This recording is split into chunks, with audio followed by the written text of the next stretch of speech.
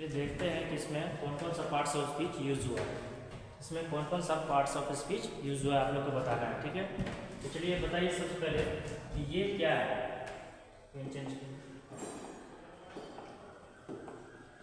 ये बताइए कि ये कौन सा पार्ट्स ऑफ स्पीच है, ये कौन सा पार्ट्स ऑफ स्पीच है, ठीक है, और ये कौन सा पार्ट्स ऑफ स्पीच है। बताइए पार्ट्स ऑफ स्पीच में ये कौन सा है, ये कौन सा पार्ट्स ऑफ स्पीच है और ये कौन सा पार्ट्स ऑफ स्पीच है। पार्ट्स ऑफ स्पीच में आज हम लोग देखेंगे पार्ट्स ऑफ स्पीच कौन कौन सा पार्ट्स ऑफ स्पीच। एक सेंटेंस है ये जिसमें कौन सा पार्ट्स ऑफ स्पीच क्या कहलाता है, कौन सा वर्ड इसमें कौन सा पार्ट्स ऑफ स्पीच है वो देखेंगे। तो देखिए यू जो है वो कौन सा पार्ट्स ऑफ स्पीच है बताइए, ठीक है। यू क्या है, प्रोनाउन है। यू क्या है, प्रोनाउन है, ठीक है, प्रोनाउन है और सब्जेक्ट है। क्या है ये सब्जेक्ट है। और देखिए हम लोग जानते हैं कि सब्जेक्ट दो ही हो सकता है, या तो सब्जेक्ट नाउन हो सकता है या तो सब्जेक्ट प्रोनाउन हो सकता है, ठीक है। सब्जेक्ट या तो नाउन हो सकता है या तो प्रोनाउन हो सकता है। तो सब्जेक्ट यहाँ पे क्या है, प्रोनाउन है, ठीक है। ये क्या है, तो ये वर्ब है जो कि हेल्पिंग वर्ब है। हेल्पिंग वर्ब का काम कर रहा है। कैसा काम कर रहा है, हेल्पिंग वर्ब का काम कर रहा है। तो ये बताइए ये क्या है, ये क्या है, वांट। वांट क्या है, कौन सा पार्ट्स ऑफ स्पीच है वांट। तो वांट हम लोग जानते हैं कि वांट क्या है, वर्ब है। क्या है, वर्ब है। वांट एक वर्ब है। तो फिर ये क्या है, ये प्रोनाउन और वर्ब के बीच में ये क्या है, रियली जो है वो क्या है।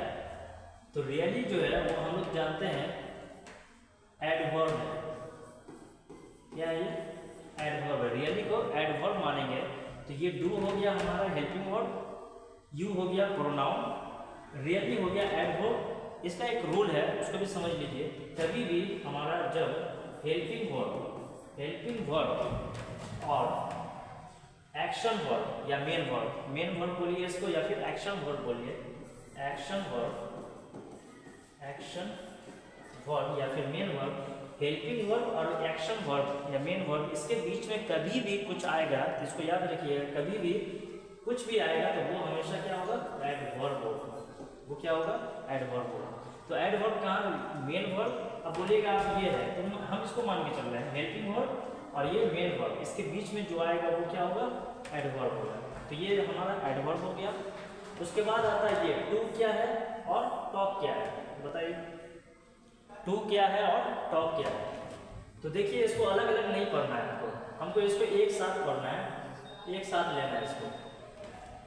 हम लोग जानते हैं, अभी इससे पहले वाले वीडियोस में भी हम लोग देखे हैं कि जितना क्लाउज होगा उतना ही वर्ब होगा और एक कम कंजंक्शन होगा।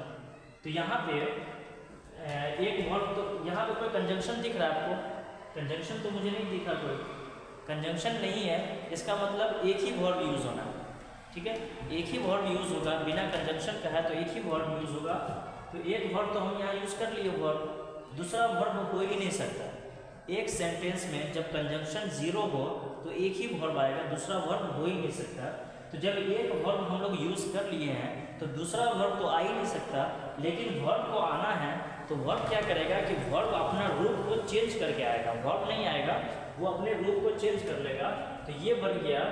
अब वर्ब को रूप को चेंज करने का बहुत सारा तरीका है। एक तो जैसे हम लोग नाउन से वर्ब टू नाउन बना देते हैं, वर्ब से नाउन बना देते हैं, ठीक है। अब वर्ब से हम लोग एडजेक्टिव भी बना देते हैं। तो यहाँ पे इसको हम लोग कहेंगे इन्फिनिटिव। क्या कहेंगे, इन्फिनिटिव। ये इन्फिनिटिव है, 2 + V1, इसका फॉर्मूला होता है 2 + V1। इन्फिनिटिव का फॉर्मूला होता है 2 + V1। तो ये इन्फिनिटिव है, ना कि वर्ब है। ये कैसा है, नाउन, वर्ब नाउन है। क्या ये, वर्ब से हम लोग नाउन बना दिए इसको, वर्ब नाउन है। क्या ये, वर्ब नाउन। पहले वर्ब था लेकिन हमको वर्ब तो चाहिए नहीं था, क्योंकि एक वर्ब हमने यूज़ कर लिया तो दूसरा वर्ब को हम लोग क्या करेंगे, वर्ब तो यूज़ नहीं कर सकते तो उसको नाउन बना दिया। तो वर्ब से क्या बना दिया, उसको नाउन, इन्फिनिटिव 2 लगा के उसको इन्फिनिटिव बना दिया। चलिए अब नेक्स्ट अगला देखते हैं, ये क्या है, बताइए ये क्या है। तो ये हमारा प्रीपोजिशन है। क्या ये, प्रीपोजिशन, ये हमारा क्या है, प्रीपोजिशन है। इन जो है वो प्रीपोजिशन है, और लास्ट जो है ये क्या है, फिर बताइए ये क्या है, ये इंग्लिश जो है वो क्या है, ये तो हमारा प्रीपोजिशन हुआ, तो ये क्या है, तो देखिए इंग्लिश जो है वो ऑब्जेक्ट है, क्या है ये, ऑब्जेक्ट है। और फिर एक रूल बता देता है हम लोग को कि प्रीपोजिशन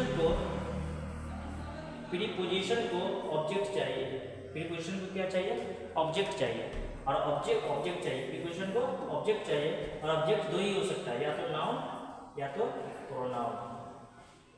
ऑब्जेक्ट जैसे यहाँ देखिए हम लोग, सब्जेक्ट या तो नाउन हो सकता है या तो प्रोनाउन, उसी तरीके से ऑब्जेक्ट भी नाउन हो सकता है या फिर प्रोनाउन हो सकता है।